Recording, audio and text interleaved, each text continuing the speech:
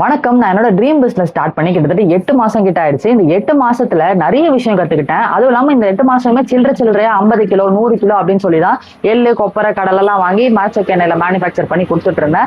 அதுவும் இல்லாம இந்த 8 மாசத்துல நிறைய தப்பான டெசிஷன் எடுத்தேன், பிளஸ் கரெக்டான டெசிஷனும் எடுத்தேன். ஸோ இந்த 8 மாசத்துல கத்துக்கிட்டதை இம்ப்ளிமெண்ட் பண்றதுக்கான ஃபேஸ் தான் இது. இந்த ஃபேஸ்க்கு ரீபில்டிங் ஆஃப் குஹாஸ் அப்படின்னு சொல்லிட்டு நான் ஒரு சீரிஸ் ஸ்டார்ட் பண்றேன். இந்த ஃபேஸ்ல 600 கிலோ எள்ளு வந்திருக்கு, 400 கிலோ கடலை, 200 கிலோ கொப்பரை, கிட்டத்தட்ட 1200 கிலோ ரா மெட்டீரியல் வந்திருக்கு. இந்த 1200 கிலோ ரா மெட்டீரியலை அடுத்த வர செப்டம்பர் மாசம் நம்ம வந்து ஃபுல்லா சேல்ஸ் பண்ணி ஆகணும். அதான் இந்த ஃபேஸ்க்கான டார்கெட்டு.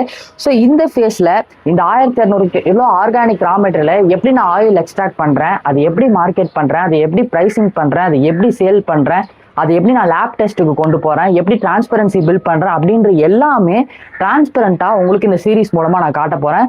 ஸோ ஃபாலோ பண்ணி வச்சுக்கோங்க. Stay tuned. பை.